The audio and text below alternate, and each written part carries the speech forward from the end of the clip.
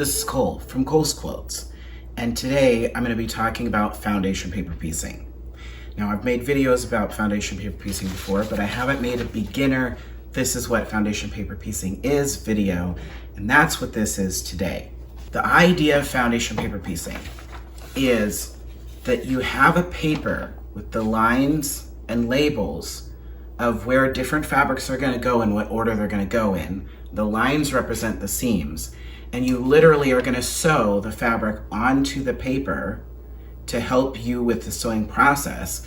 And then when that's complete, you just rip the paper out. It seems kind of weird, but it creates absolutely amazing stuff. Now, the first time I tried this, I felt like it completely was going to make my brain explode. Felt backwards, confusing. Once I had done it for a while, I fell absolutely in love with it, and I don't think I ever want to quilt any other way again. Some of the reasons why foundation paper piecing is so awesome is because, first of all, you can create all sorts of different shapes and designs that are difficult or impossible to create with other quilting techniques. And secondly, for me, it's better measuring wise. So because the lines are drawn out here and I'm sewing along the lines, you almost can't go wrong when it comes to the size. Whereas when I was doing pixel quilts and I had to measure different sizes of squares, if your seam allowance wasn't exactly the same, you're gonna have some problems. I'm gonna show you how to do this by demonstrating one block. Now, this block is a block from my Halloween quilt that I'm working on right now, with a lot of foundation paper piecing patterns as far as the labeling goes. Basically, how that would work is different areas would be labeled as area A, area B, area C, and then within that area, you're gonna have numbers that indicate the order that you sew the pieces in. A1 is first, A2 is second, A3 is third.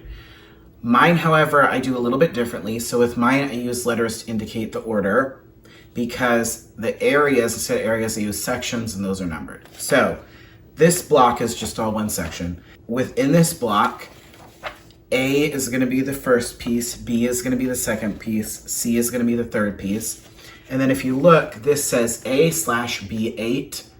B8 is the label of the fabric. So for my Halloween quilt, I've already created a color palette and labeled all of the colors and planned them out. And then I went and picked out the fabrics.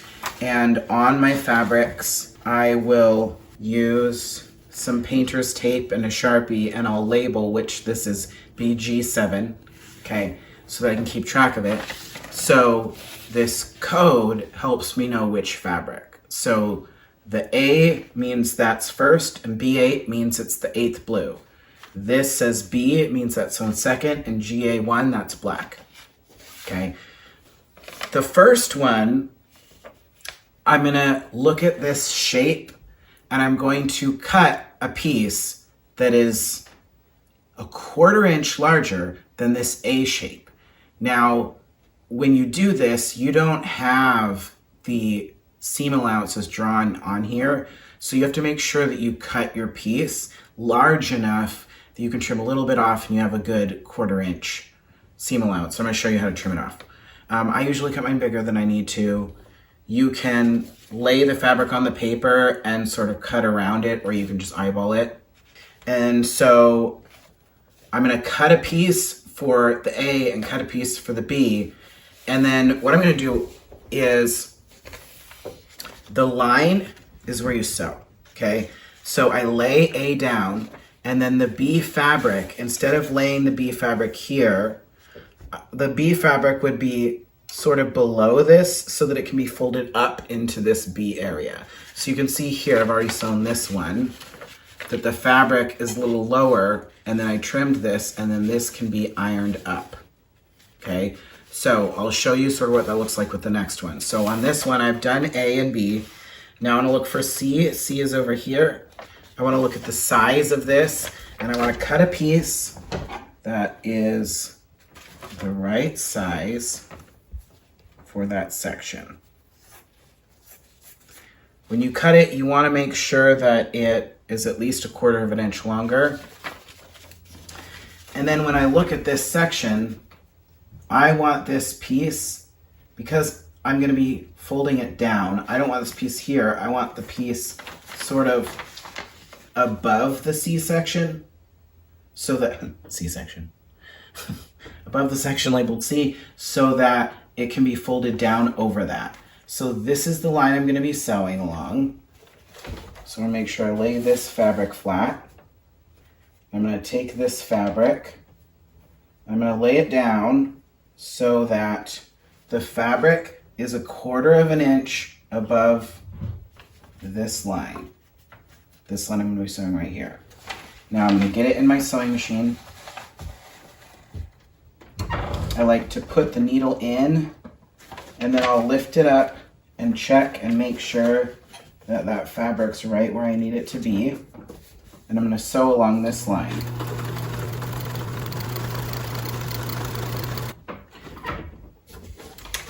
Now, when I'm sewing along this line, I want to go just a little bit past the line that it's crossing so that when I sew this piece, I know that this seam isn't going to come out. So now we're going to trim the seam allowance. You're going to fold the paper back along the line that you sewed the seam, and then we're going to flip it over, and you're going to measure 1/4 inch from the edge of the paper and use your rotary cutter to trim the 1/4 inch. You could also do this with sewing scissors. You will see me do it a few different ways throughout this video. Now you can see it's trimmed. I'm going to fold the paper back, and this fabric's going to be folded over. We will then press the fabric in that position so that that fabric, when you flip over the paper, is in the area labeled B. Now I'm going to show you me sewing the rest of this block. So now we're doing D. You see I've cut the fabric to be the right size. I'm going to line the fabric up so it goes just 1/4 inch past the line that it will be sewn on. I'm then going to put the needle down, lining up with the line. And I usually will carefully flip the paper up and check where that fabric is, make sure that it's just 1/4 inch past that line. Then once I've sewn all the way across this line, I want to go just 1/4 inch past the edge of the line. We will then trim it, iron it over, and move on to the next one.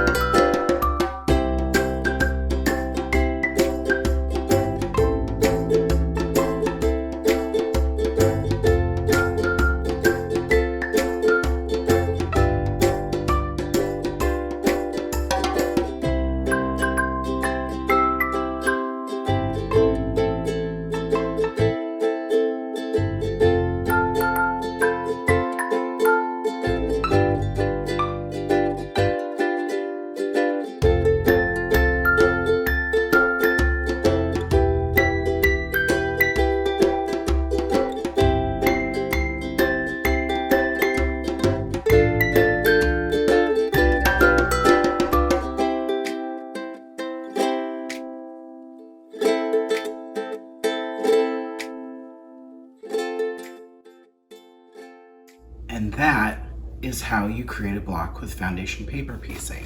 Here's our completed block. Here's the other side. You can see how it's a mirror image. And then what you would do is, in my patterns, you have all these separate blocks, and then you would sew the blocks together still with the paper on. And then once all the blocks are sewn together and your quilt is done, you can remove the papers. Some are as easy as pulling them out like this. And some, if you sort of bend it a little bit, you can get the paper to pop up.